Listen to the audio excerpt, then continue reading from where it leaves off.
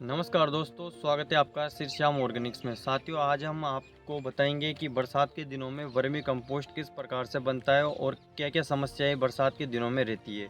साथियों, जब बरसात के सीजन में हम वर्मी कंपोस्ट के बेड लगाते हैं, तो उनका प्रॉपर किस प्रकार से रख रखाव किया जाए, किस प्रकार से उनकी देख रेख होनी चाहिए। तो आइए साथियों, आज कोहरा है, आज बारिश नहीं हो रही, तो इस समय पे मैं आपको बताता हूँ।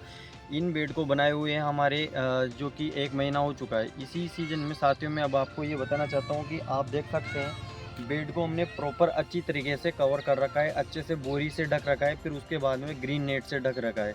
साथियों, जिससे हमारा केंचुआ बाहर नहीं जाता, जो बोरी रहती है उससे प्रॉपर अच्छी तरीके से नमी बनी रहती है, जिससे बेड में मॉइस्चर बना रहेगा और कच्चा गोबर की मात्रा बेड के अंदर काफ़ी ज़्यादा है। अगर बेड के अंदर खाने को केंचुए को कुछ नहीं मिलेगा, तो केंचुआ बाहर बेसिकली बाहर जाएगा। अगर साथियों आप भी अपने केंचुए को बचाना चाहते हैं, बरसात के दिनों में बेड का रख रखाव करना चाहते हैं, तो इन टिप्स को आप ज़रूर फॉलो करें। साथियों, मैं आपको बताता हूँ कि बरसात के दिनों में किस प्रकार से हमारा वर्मी कंपोस्ट बनकर रेडी हो चुका है। तो साथियों, इधर देख सकते हैं आप, मैं आपको यहाँ पे दिखाना चाहता हूँ कि यहाँ पे मैंने बोरी निकाली है। इधर दिखाओ तो एक बार।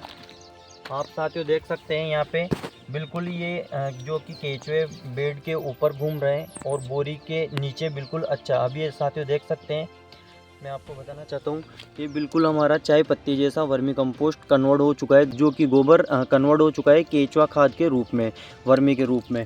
यहाँ पे साथियों मैं अब हल्की सी जो खाद है उसको खरीद के दिखाता हूँ किस प्रकार से केंचुआ यहाँ पे सरवाइव कर रहा है। तो साथियों देख सकते हैं, आपको ये यहाँ पे दिखाई दे रहे होंगे, इस प्रकार से केंचुए बिल्कुल ऊपर की सतह के ऊपर दिखाई दे रहे हैं। साथियों, बेड को अच्छे से अपन को कवर करना है, बेड को अच्छे से रख रखाव करना है, तभी अपना ये जो केंचुआ है बेड के बाहर नहीं जाएगा। आप देख सकते हैं यहाँ पे हमने इस प्रकार से बेड को अच्छी तरीके से यहाँ पे कवर कर रखा है, इस प्रकार से ढक रखा है। और इधर का सेटअप आप देख सकते हैं, हमने बोरी बोरी ढकने के बाद में ग्रीन नेट का इस्तेमाल किया हुआ है, जिससे हमारा जो भी केंचुआ है वो बेड के बाहर ना जाए। और साथियों, हल्की जो हमारे बेड के अंदर जो नालियाँ बनाई हुई है, उनमें हमने कच्चा गोबर भी डाल रखा है, जिससे भी केंचुआ बाहर नहीं जाता। और अगर साथियों आप ईंटों का अगर व्यवस्था कर सकते हैं, ईंट आप अगर बेड के लगा सकते हैं, तो आप बेड के चारों तरफ साइड पर ईंटों की भी व्यवस्था कर सकते हैं, जिससे भी आपका केंचुआ बच सकता है। आपने साथियों देखा है किस प्रकार से हमारा जो 1 महीने पुराने बेड है, इनमें किस प्रकार से ये ऊपर की जो लेयर है, ये हल्का ब्लैक कलर का अपना वर्मी कंपोस्ट बन चुका है। और आपको यहाँ दिखाई दे रहे होंगे, एक बार कैमरा इधर दिखा दो। यहाँ पे देख सकते हैं, ये केंचुआ बिल्कुल बेड के ऊपर की सतह पर कार्य कर रहे हैं और बिल्कुल हेल्थी केंचुए हैं। आइसिनिया पैटिडा प्रजाति के अर्थवर्म्स हम यहाँ पे यूज में लेते हैं, जो कि वर्मी कंपोस्ट बनाने के लिए मेनली सबसे ज़्यादा यूज में लिया जाता है। साथियों, ये केंचुआ है जो कि 90% गोबर को खाता है, बाकी 10% जो कि मिट्टी में जीवित रह सकता है। अब इसको प्रॉपर अच्छी तरीके से हम ढक देते हैं। साथियों देख सकते हैं, बेड के अगर ये थोड़ा सा भी गोबर अगर खुला रह जाता है, जिसकी वजह से बोरी पर जो पानी पड़ता है, पानी यहाँ पे रेसा होके निकलता है, तो ये गोबर अपना कट चुका है। तो इन छोटी छोटी बातों का भी अपन को ध्यान रखना है। मेनली जो अपन को ध्यान रखना है, बरसात के दिनों में बेड को अच्छे से ढकना है। अगर आप बेड को अच्छे से कवर करोगे या बेड का रख रखाव अच्छे से करोगे, जिससे आपके केंचुए बचेंगे। साथियों, जिस प्रकार से काफ़ी किसान साथी गलती करते हैं, या जो भी यूनिट चला रहे हैं, वो इस समस्या को ध्यान में नहीं रखते, या फिर जो नए स्टार्टअप करते हैं, वर्मी कंपोस्टिंग बिजनेस में आते हैं, तो वो इन छोटी छोटी गलतियों को एक्सेप्ट नहीं करते और इन छोटी छोटी गलतियों पर काम नहीं करते। तो साथियों, मैं इन्हीं टिप्स को आपको बता रहा हूँ, जो मैं खुद प्रैक्टिकल अपने फार्म पर करता हूँ। आपको ये साथियों देख सकते हैं, ये अपनी जूट की बोरी है।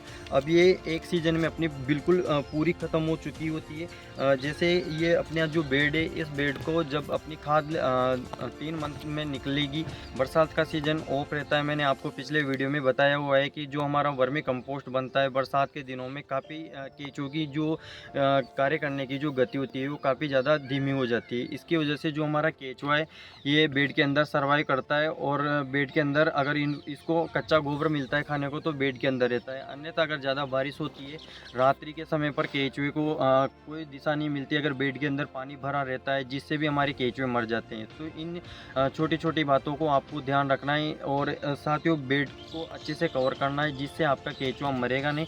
और आपकी जो खाद है वो 3 मंथ में यानी कि बरसात के सीजन में बिल्कुल जब आपका अगर सितंबर मंथ लगेगा, तब आप जैसे बारिश नहीं होती तो उस सीजन में आप वर्मी कंपोस्ट की पहली लेयर को निकाल लो, जिससे जो केंचुए नीचे की जो लेयर होती है वो अगर तैयार नहीं होती तो केंचुआ नीचे जाता है, फिर वो नीचे खाद बनाकर तैयार करता है। जो हमारा जो केंचुआ होता है आइसिनिया फेटिडा प्रजाति के केंचुए की मैं विशेषता बताऊं तो ये साथियों जो वर्मी निकालता है, तो ये कितने भी भले से बेड के नीचे चले जाए, पर ये जो वर्मी निकालता है यानी कि वर्मी कंपोस्ट को अपने मल द्वार से निकालता है, तो ये ऊपर की सतह पर आकर ही वर्मी को त्यागता है। जिस प्रकार से वर्मी कंपोस्ट हमें चाय पत्ती की जो फर्स्ट लेयर होती है वो हमें ऊपर की सतह पर दिखाई देती है। साथियों जो आइसिनिया फेटिडा प्रजाति का जो केंचुआ होता है, ये एक अंडा देता है, अंडे में 2 से 3 बच्चे निकलते हैं। इसी प्रकार से इनकी प्रजनन की गति बढ़ती रहती है। और हमारे बेड के अंदर जैसे एक बेड अपना 30 फीट का है, तो उसमें अपन ने 30 किलो केंचुए डाले, 1 फीट के अंदर 1 किलो केंचुआ डलता है।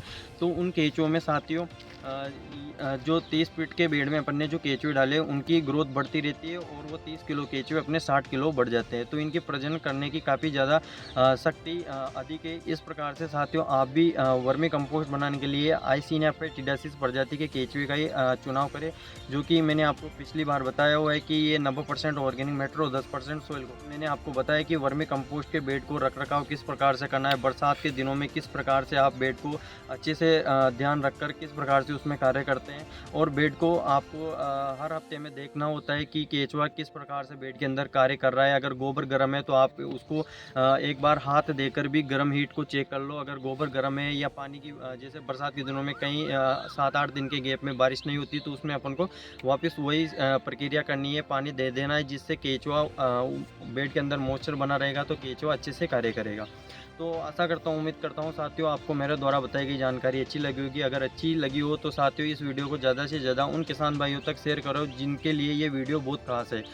आशा करता हूँ, उम्मीद करता हूँ साथियों आपने हमारा चैनल सब्सक्राइब कर लिया होगा और लाते रहेंगे आपके लिए छोटे से लेकर बड़ी तक वर्मी कंपोस्टिंग की संपूर्ण जानकारी। शुक्रिया साथियों, धन्यवाद, जय श्री श्याम।